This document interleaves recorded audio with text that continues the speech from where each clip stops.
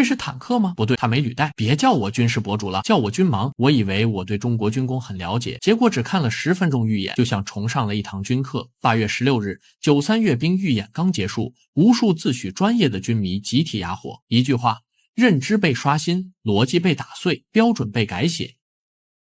这次阅兵预演，军迷们可谓是翘首以盼，就等着阅兵仪式上一饱眼福。然而军备武器刚一亮相，军迷们彻底傻眼了。这都是什么？这是军迷看完预演后说的最多的一句话。中国军工已经发展成我不认识的样子了。网友纷纷表示，外媒披露，中国93阅兵预演结束的当天，五角大楼又是灯火通明的一晚。军备可不是中国的自娱自乐。美国此刻也是直冒冷汗，加班加点干活确实是正事。中国一个预演，五角大楼就坐不住了。不知道正式阅兵当天，五角大楼要紧张成什么样子。不过话说回来，五角大楼紧张确实是有原因的。此次预演亮相的武器实在过于先进，上百种从未公开过的尖端装备，那也是扎堆亮相，让人眼花缭乱的同时纷纷直呼，这是我能看的吗？其中最惹人眼的自然是第4代主战坦克，3种高超音速导弹同时现身，尤其是第4代主战坦克一亮相，全体军迷纷纷破防。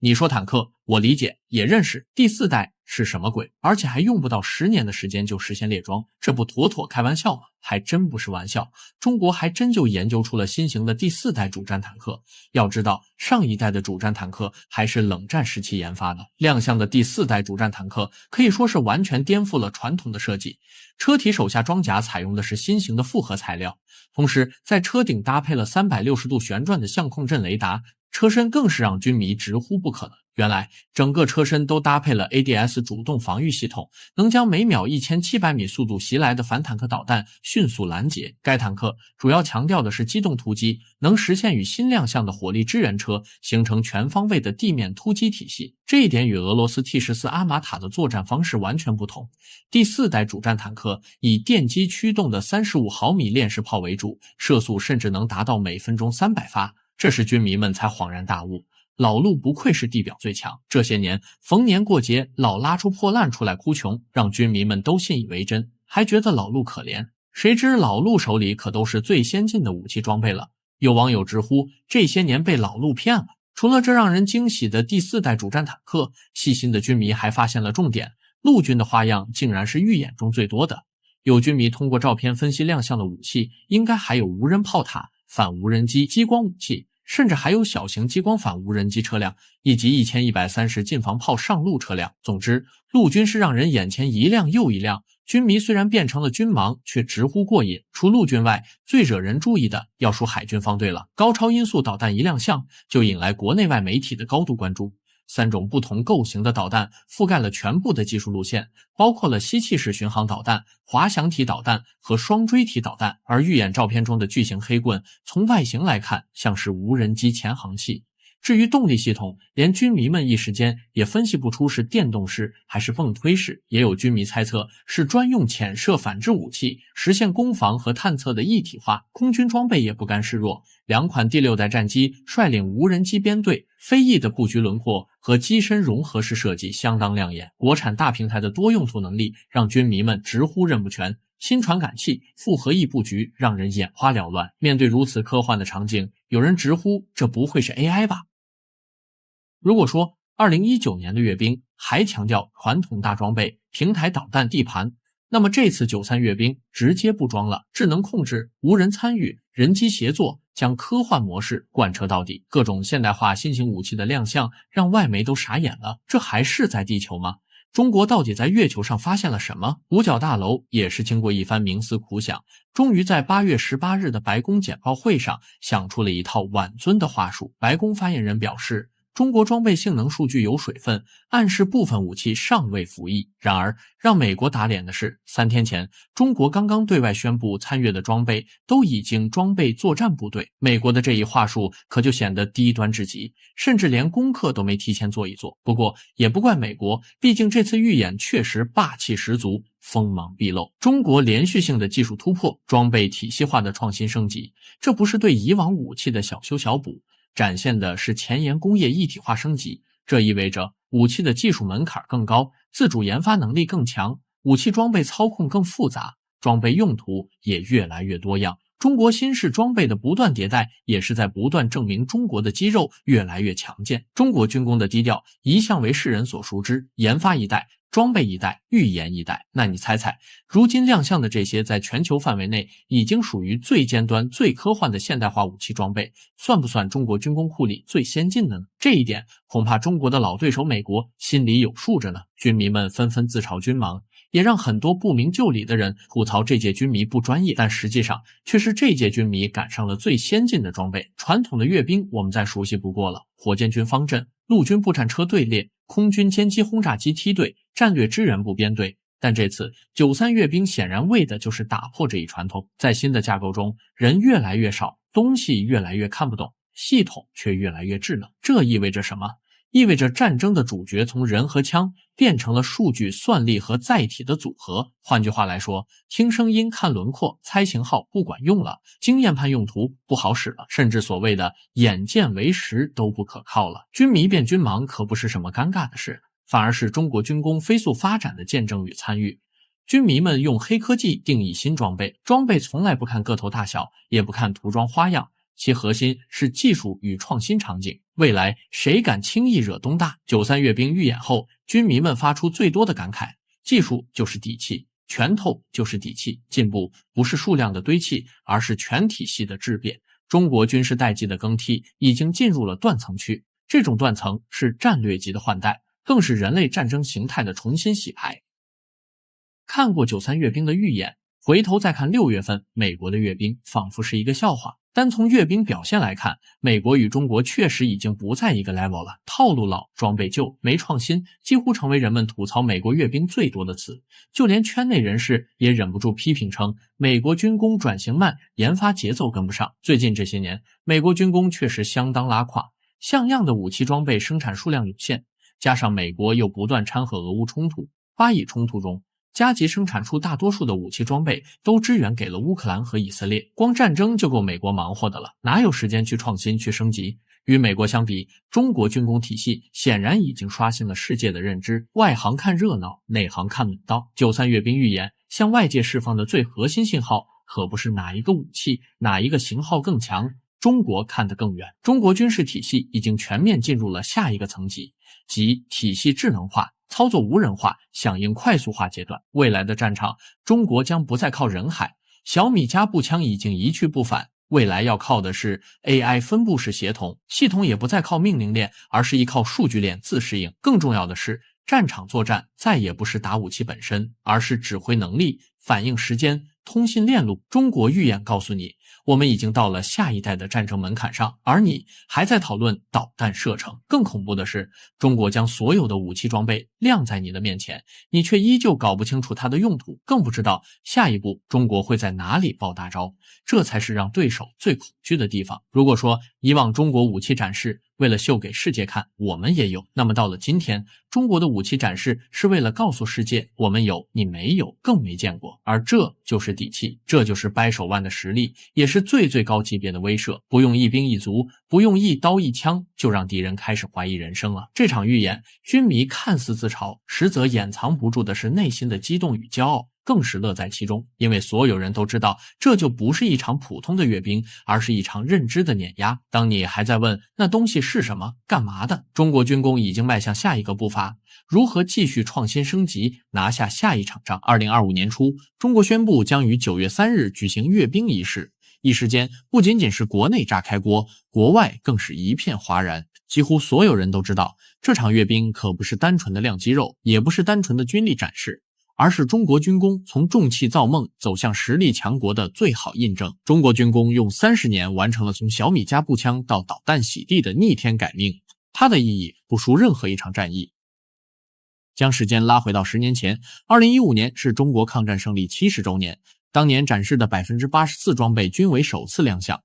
当东风26导弹方阵驶过天安门时，五角大楼连夜修改亚太战略报告。原因很简单，东风26能直接覆盖日本关岛的美军基地，这意味着美军基地要随时等候东风快递的问候。而东风快递最大的特点就是使命必达，不光是美国，日本也是瑟瑟发抖。今天的中国军工让世界低头，然而在1949年，参加受阅的飞机甚至要飞2遍。此后中国从未放弃过军工领域的发展，76年的时间过去了，如今的中国终于能傲视群雄，在某些技术领域甚至赶超了美国和俄罗斯。事实上，对于西方国家来说，让其恐惧的从来不是中国一代又一代的先进武器，而是中国军工的进化速度。对于西方世界来说，任何一个国家都绝不可能在如此短的时间内完成超速发展。但对不起，中国让他们失望了，中国还真就做到了，他们能不害怕吗？当年1959年亮相的59式坦克是中国自主研发的第一代主战坦克，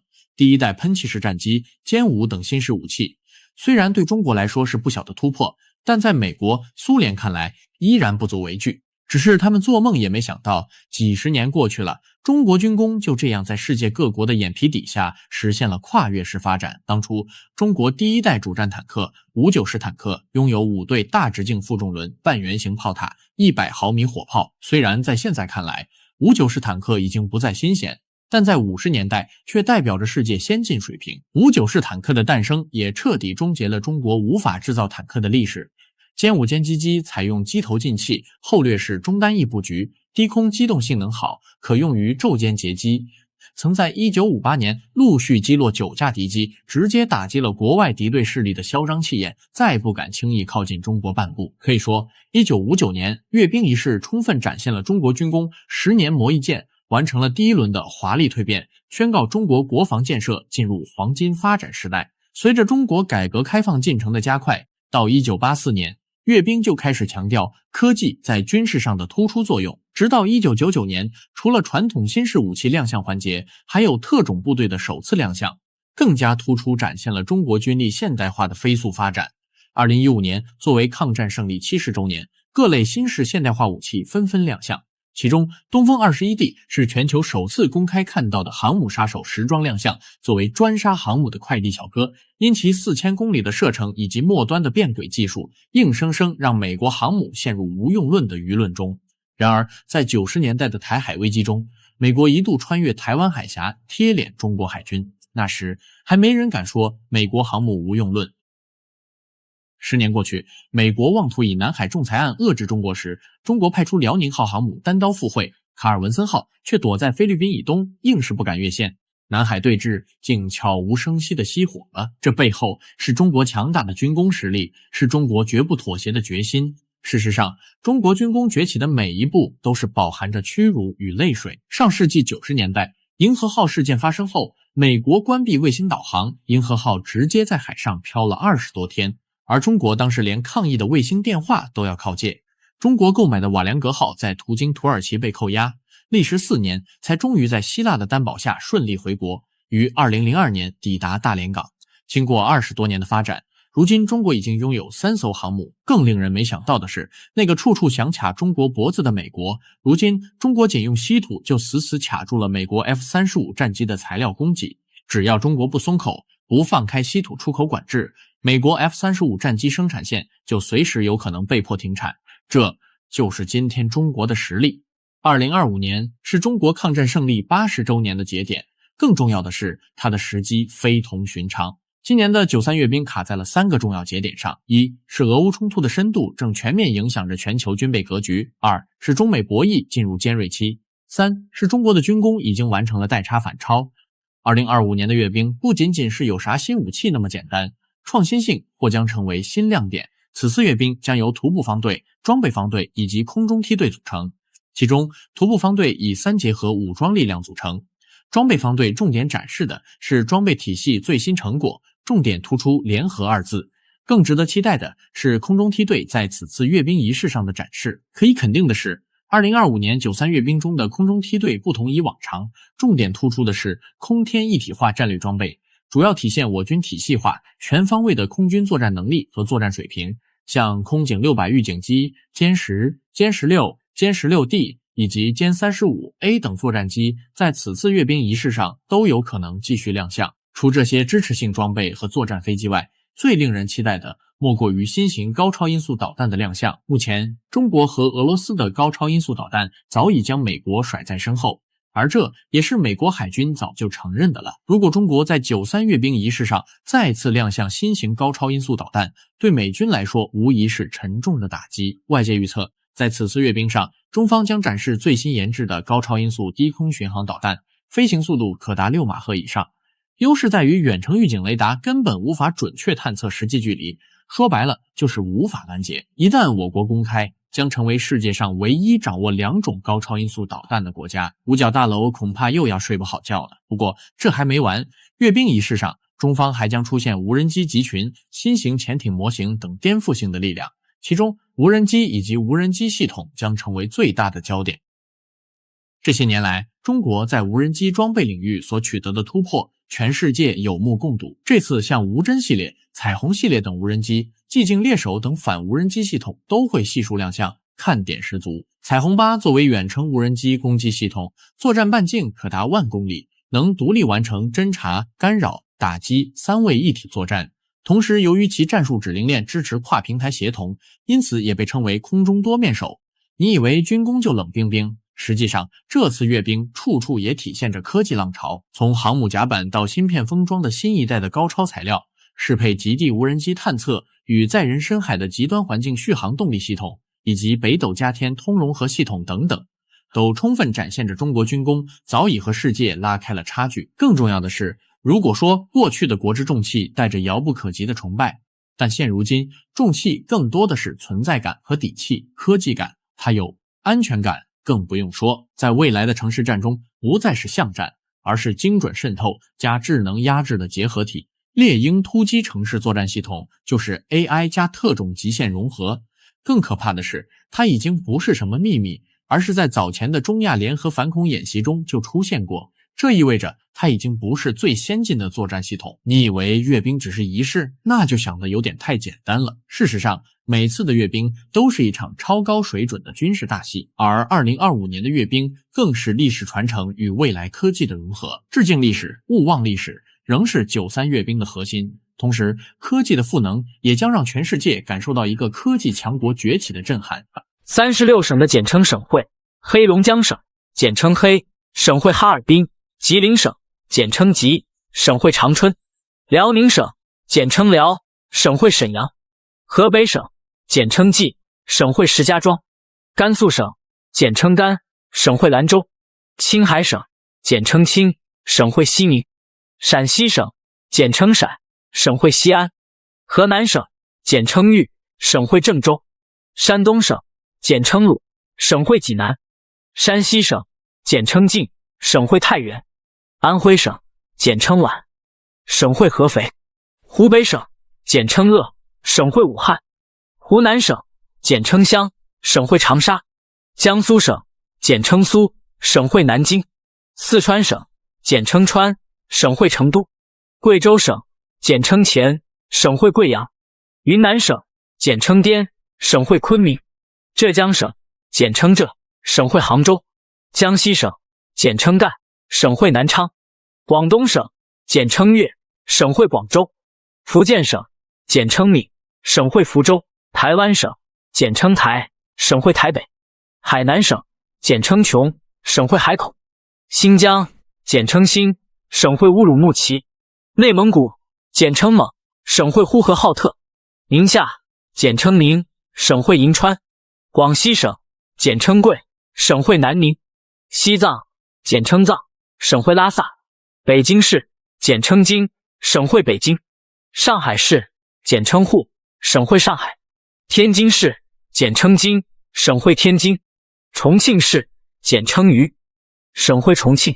香港，简称港；省会香港；澳门，简称澳；省会澳门。你们都是哪里的呢？